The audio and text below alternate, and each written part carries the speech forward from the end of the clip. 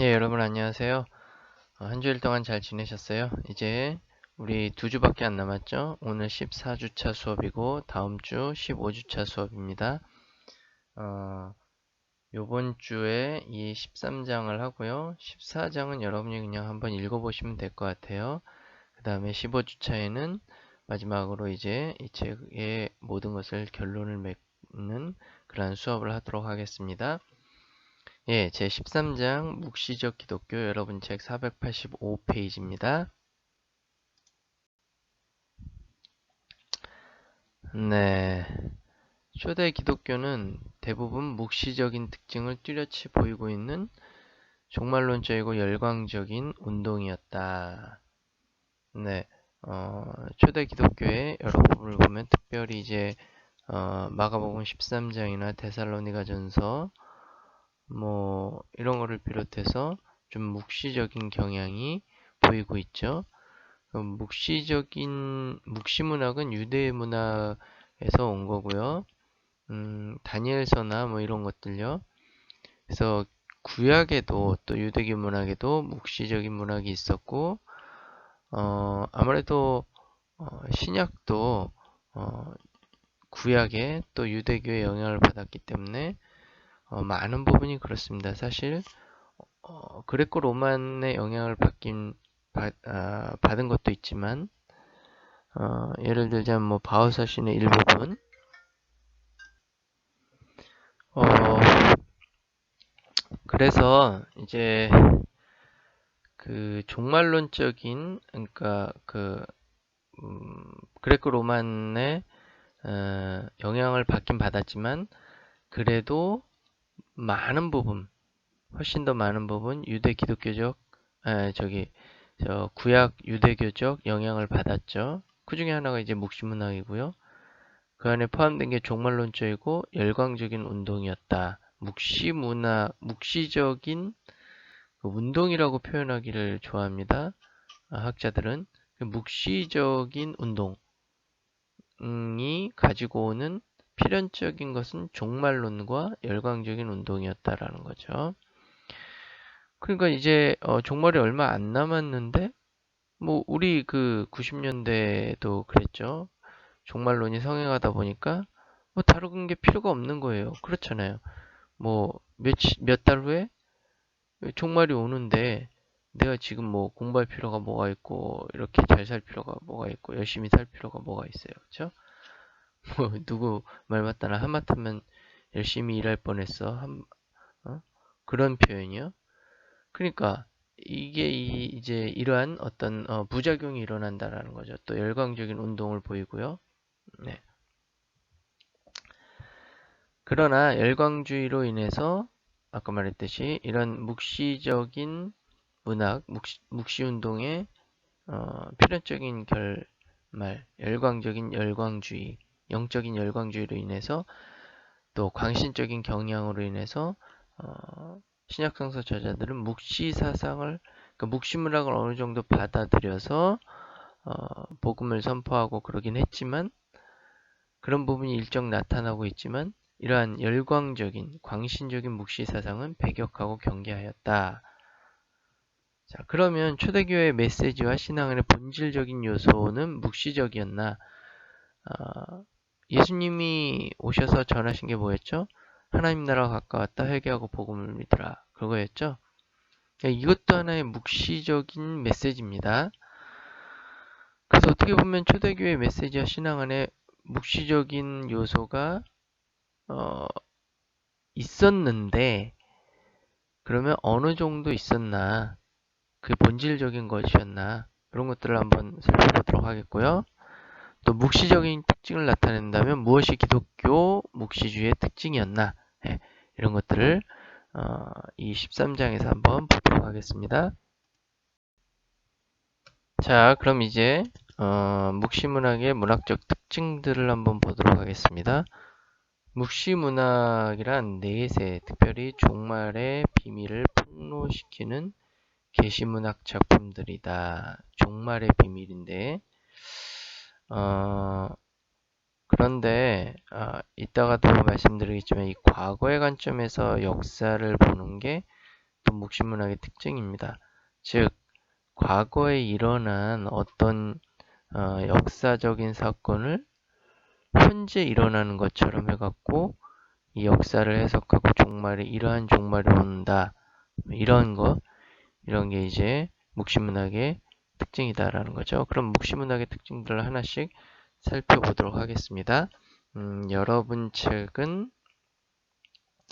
487페이지에 있는데요. 488페이지 한번 보시면 이제 묵시문학의 특징 첫 번째가 뭐냐? 익명성이다라는 겁니다. 익명성. 자기 이름을 사용하지 않고 자신의 작품을 과거에 어떤 유명한 사람들의 이름을 빌어서 내놓는 것이 이제 묵시문학 저자들의 특징이다라는 거죠. 예를 들어서 이제 유명한 사람 베드로나 바울, 모세, 에스라, 에녹 이런 사람들요.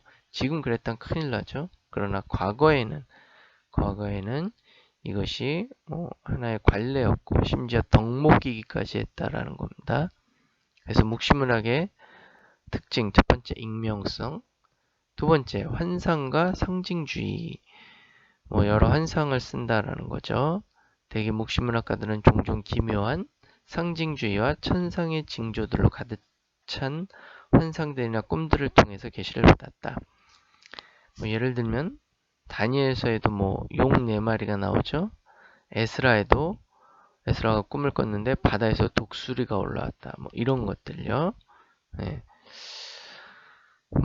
그런 게 하나하나 의미를 갖고 있을 수도 있지만 어떤 그 알레고리컬한 그런 의미를 너무 무리하게 이렇게 추측해 내려고 하는 것은 오히려 묵시문학을 잘못 이해하는 것이다. 그렇게 볼 수 있습니다. 어쨌든 묵시문학은 환상과 상징주의의 것이 두 번째 특징이다. 세 번째, 과거의 관점에서 역사를 전망한다라는 거죠.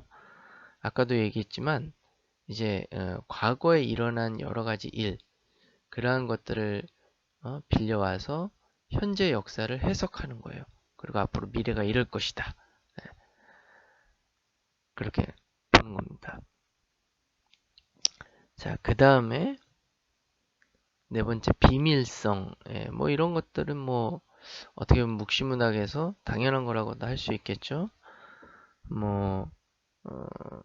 그러한 여러 가지 날, 상징 이런 것들이 암시하는 것이 있고 역사는 암호 형태로 관측되었고 미래에 관한 정보는 일반 지식과는 떨어져 있는 비밀로 전해져 내려온 어떤 것이었다.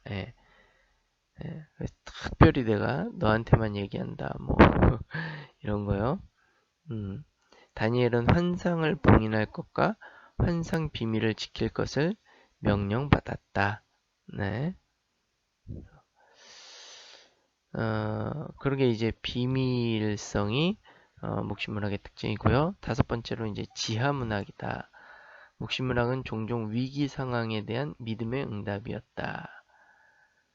인간적인 자원들이 고갈된 그리고 신앙인들이 그 믿음의 대적들에 의해서 파멸되어지는 그러한 위험한 상황 속에서 하나님의 개입을 기대하는 것. 네. 예를 들면 다니엘은 유대인들에게 헬라주의적 실행들과 예배를 강요하려는 안티오코스 에피파네스의 시도에 대한 저항을 불러일으키기 위하여 기록된 것으로 보인다. 약 주전 167년경이에요. 그러니까 막 박해가 있어요. 주로 이제 옛날에 왕들이나 권력을 가진 자들이 박해를 했죠. 그럼 그러한 박해를 벗어나기 위해서 우리가 이러한 박해를 받고 있지만 이것을 잘 이겨내면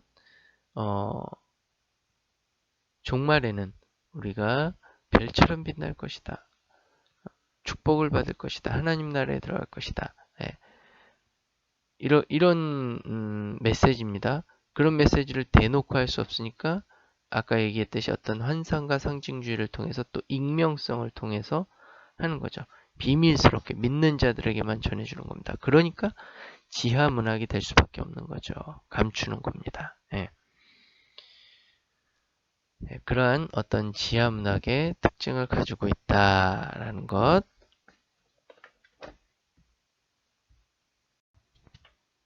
자, 그러면 이 묵시문학의 특징들을 봤는데, 그럼 묵시문학의 신학적 특징들도 있습니다. 신학적 특징들은 뭐냐? 첫 번째로 두 시대. 여러분 책 490페이지입니다. 지극히 높으신 자가 새 시대를 둘로 만들었다. 그래서 묵시문학은 히브리적 역사관을 공유하고 있는데요. 요 히브리적 역사관이 고대 세계에서는 참 좀 특이하고 진기하다고 할 수 있는 겁니다. 즉 역사의 진행을 순환으로 보지 않고 직선으로 봅니다. 스스로 반복한다기보다는 분명한 목적과 목표를 향하여 움직여 나가는 것으로 보는 견해입니다. 이것이 이제 고대 세계의 역사관과 많이 틀리죠. 뭐 불교도 그렇고 뭐 여러 가지 고대의 종교 그 세계관 역사관하고 좀 틀렸습니다. 그들의 세계관 역사관은 뭐냐면 좀 순환되는 거예요. 순환. 역사가 반복되고 또 아니면 순환하고, 그래서 불교도 윤회설을 얘기하고 그러는데요. 유대교와 기독교 역사관은 직선입니다. 뭐냐면 목표를 향해서 쭉 나가는 거예요. 그리고 끝에는 끝이 있어요. 그렇지 않겠습니까? 예. 이러한 그래서 직선적 역사관이기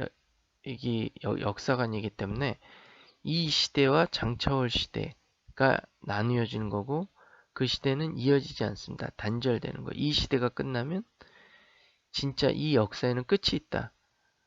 그 다음에 장차올 시대는 하나님이 다스리는 시대, 하나님의 나라. 이 세상에서 박해받고 억울하게 선하게 살던 사람들이 영광을 누리는 시대다. 그러한 두 시대의 관이 보입니다. 묵시문학의 신학적 특징들 중에 첫 번째. 자, 그 다음에는 이제 비판론과 희망이 있다라는 거죠. 491페이지. 두 시대 사이의 불연속성은 또한 그 두 시대에 대한 묵시문학가들의 판이한 태도 안에서도 분명하게 표현되었다. 현 시대에 대한 그의 자세는 단조로운 비판론의 자세이다. 즉, 현 시대는 타락한 낡은 시대이다. 그리고 사탄의 지배와 적의 세력하에 있는 시대이며 악으로 더럽혀지고 병과 고통과 슬픔으로 가득 찬 시대이다. 따라서 그 시대에 대한 희망은 전혀 없는 것이다. 그런데 현 시대의 암담한 모습은 장차올 시대, 새로운 창조, 새하늘과 새 땅, 하늘의 예루살렘, 회복된 낙원에 의해서 보상받고도 남음이 있다. 이러한 희망에 대한 가장 웅장하고 기괴하기까지 한 표현들 가운데 하나가 제2 바룩서에 나타나 있다. 한번 읽어보면요. 또한 대지는 만배로 그 열매를 낼 것인바, 만배 굉장히 효율적이죠. 포도나무 한 그루 심으면 한 그루에서 뭐 포도송이 한 10개가 나온다. 그러면 만배로 나오는 거예요. 10만 개가 나오는 겁니다. 이런 식으로 어떤 그 희망을 준다라는 거죠. 묵시문학의 특징. 그러니까 지금은 굉장히 어렵고 힘들지만 이제 새 시대 또 새로운 날이 도달하게 될 텐데 그때는 이렇게 만 배로 얻을 것이다 라는 그런 희망. 이게 묵시문학의 신학적 특징 중에 두 번째고요. 세 번째는 종말론적 클라이막스다. 메시아적 저주, 심판, 구원, 그리고 부활. 묵시문학의 사상의 빈번한 특색은 옛시대의 말기와 새시대의 초기는 그 세계가 전혀 알지 못했던 것 같은 혹독한 재난의 시대에 의해서 특징 지어질 것이라는 점이다. 뭐 예를 들자면 이제 희년서요. 주빌레움이라고 그러는데요.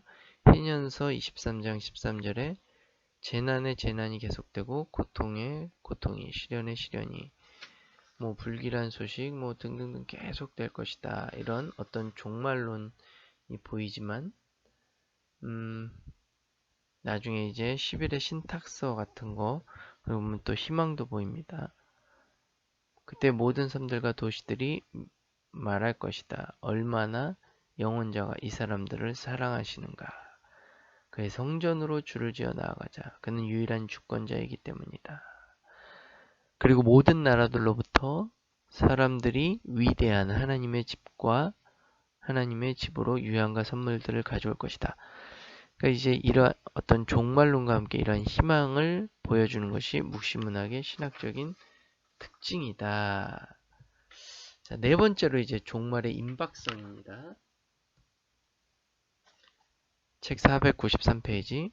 묵시문학은 위기로부터 배태되었으며 필시 가장 특징적인 것은 종말, 현재의 악한 세계, 그 세계의 고난과 고통의 종말에 대한 갈망과 새 세계에 대한 갈망이다. 예. 네, 이러한 간절한 열망은 다음과 같은 조급한 질문으로 표현되기도 한다. 얼마나 더 오랫동안, 어느 때까지? 그렇죠. 이제 종말이 임박했다 그러고 그 종말이 끝난 후에는 새 시대가 온다 그러는데 얼마나 기다려지겠어요. 지금 이 박해가 심하면 심할수록 어려움이 심하면 심할수록 이 종말에 대한 새 시대에 대한 기대는 더 커지겠죠. 조급해지겠죠. 그러니까 얼마나 더 오랫동안 기다려야 되냐. 어느 때까지 기다려야 되냐. 언제 오느냐. 이라는 질문이 많다. 적어도 어떤 묵시문학가들은 종말이 앞당겨질 수 있으리라고 생각하지 않았다. 하나님의 목적이 완전히 성취되어야만 하기 때문이다. 아직 아니다. 하나님의 목적이 다 성취되어야 한다. 그래야 종말이 온다라는 거죠. 이러한 종말의 임박성이 묵시문학의 신학적인 특징들이었다. 그 내용이 493페이지에 있습니다. 자, 그 다음에 다섯 번째 특징은 초자연적이고 우주적인 차원이다. 묵시문학가가 보여주는 특징적인 사실은 이제 실제에 대한 시각이 단순히 이스라엘에게만 국한되는 것이 아닙니다. 무너져도 이스라엘만 무너지는 게 아니에요. 이 지구만 무너지는 게 아닙니다. 별들도 무너지고 완전히 온 우주가 다 무너집니다. 우주만 무너지는 게 아니에요. 이 지하 세계도 뒤집어 엎여집니다. 그러니까 하늘, 땅, 지하 다 이렇게 전 인류에게, 전 우주에게 영향을 미치는 것으로 보고 있다라는 겁니다. 부활, 특히 세계 심판과 세계 소멸은 그 규모가 우주적인 것이다. 그리고 만약 우주가 무대라고 가정한다면 인간들만이 배우가 아니라 신적인 존재들, 천사들과 영들도 그 종말론의 액터, 배우인 겁니다. 네. 이 세상의 악 그 이면에는 무엇보다도 사탄 혹은 적그리스도에 의해서 대표되는 바 타락한 천사와 마귀들이 있다. 그래서 아주 전 우주적으로 존재도 인간뿐만이 아니라 신적인 존재, 자연 모두다. 이게 이제 묵시문학의 신학적 특징들 중에 다섯 번째입니다. 네, 그 다음에 하나님의 주권과 지배 마지막으로 신학의 전체적인 내용이라고 할 수 있는 것은 하나님은 관리자라는 사실, 하나님은 목표를 향하여 진행하고 있는 역사를 관리하신다라고 하는 사실입니다. 그러니까 역사의 주관자다.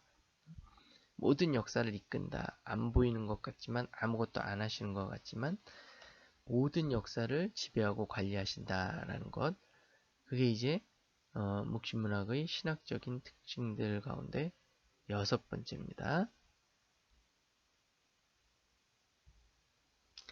그래서 여러분 책 494페이지 네, 밑에 부분 보시면 마찬가지로 묵시문학가는 새 시대를 초래케 하실 하나님만을 기대한다.